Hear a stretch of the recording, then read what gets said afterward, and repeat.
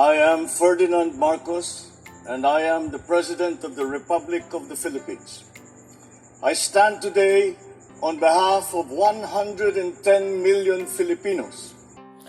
Hello people, hello words, and hello Philippine, it's me again. Magandang araw sa inyong lahat, and shout out sa lahat mga Pilipino sa buong daigdig. Alam nyo ba mga kababayan, maraming nagtatanong paano ba daw nakalabas si De Lima sa kulungan? Ano nangyari? Di ba mabigat daw yung kaso dahil sa droga na kinasangkutan niya. Ngayon mga bes, alam nyo man naman nagre-react si Atty. Roque. Nakita ako si Atty. Roque po yan. Shout out po. No? Mayroon siyang isiniwalat. Bakit nga ba nakalabas si De Lima? Siyempre mga kababayan, alam po natin na inallowed po ng RTC judge dyan po sa Muntinlupa. Correct me if I'm wrong. No? Pinayagan mag-bill. Pag pinayagan ka mag-bill, big sabihin, pwede ka makalaya for temporary. At yun naman po, temporary. Tapos yung mga binabalita natin ngayon, at in-update ko sa live ko na makikipagtulungan si De Lima sa ICC. Aba, ganti yarn sa dating Pangulong Duterte. No? So, maraming netizen na shock kung bakit nakalabas ito si De Lima. Ngayon, dito po kay Atty. Roque, mayroon po siyang isiniwalat mga kababayan. Bakit nga ba nakalabas si De Lima? Ano ang nasa likuran nito? Sino ba ang judge na ito? So, para kumpleto detalyado mga kababayan, panoorin niyo po at pakinggan si Atty. Roque. No? Courtesy po ni Atty. Roque po ito. And, but wait for that, don't forget to like, hit the button bell para laging update sa aking mga upload videos. Bye, babus! Sino ba itong naging judge ni Leila De Lima na nagdesisyon na palayain siya? Si Judge Jenner Hito. Okay? G-I-T-O. Siya ay nag-aral sa University of Batangas Political Science at sa San Sebastian College of Law.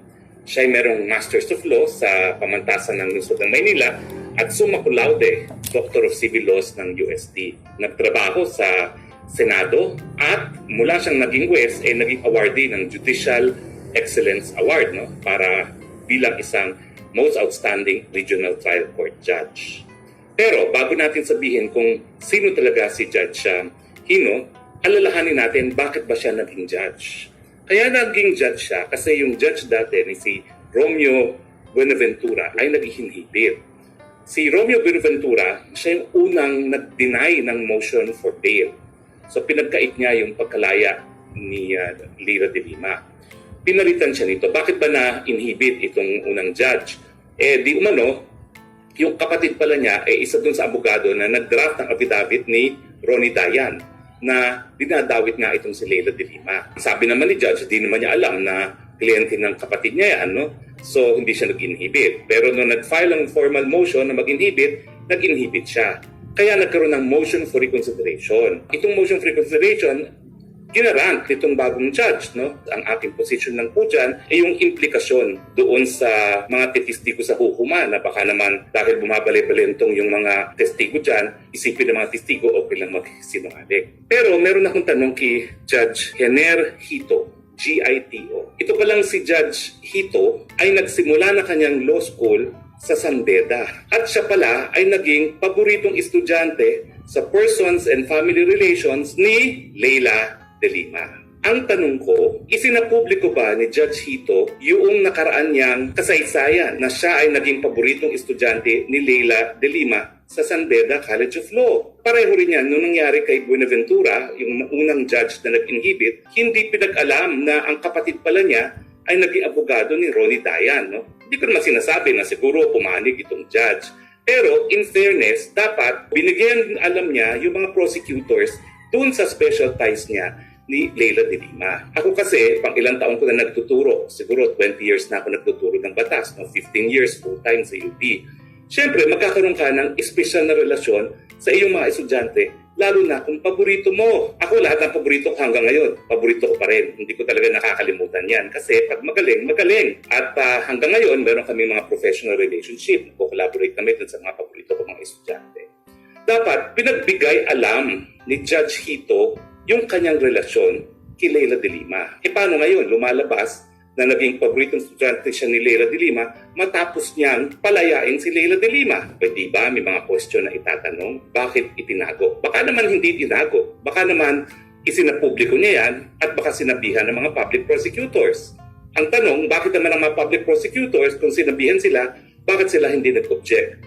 Pero sa akin, valid na ground yun para mag-inhibit ng isang judge kasi iba talaga ang relasyon ng isang law professor sa kanyang paboritong estudyante. Dapat po, marinig natin naman ang panig ni Judge Hito at saka ni Leila de Lima. Kumpirmahin lang po nila na naging teacher at estudyante sila sa San Beda Law. Kasi wala naman siguro nag-isip sa relasyon na yan kasi parang hindi natapos si Judge sa San Beda at lumipat nga po ng San Sebastian. Hindi ko po sinisiraan si Judge. Ang tanong lang, pinagbigay alam ba niya ito sa mga partido sa kaso? Dahil kung hindi, yan po ay dahilan para siguro magpa-inhibit na naman kay Judge at mag-file na naman ng motion for reconsideration doon sa order na nag-grant ng kanyang petition for bail. Kasi tandaan po natin, yung decision niya is on motion for reconsideration. And meron naman po sigurong karapatan ang mga lawyer ng gobyerno na mag-motion for reconsideration din. Ngayong lumalabas na itong relasyon ng judge at ni Leila de Lima. So sa akin lang naman po, kung napagbigay alam, kasalanan po yan ng mga public prosecutors. Bakit hindi pa rin sila nagpa-inhibit? No? Samantalang yung dating judge, nag-inhibit nga dahil yung kapatid pala niya ay naging abogado ng Ronnie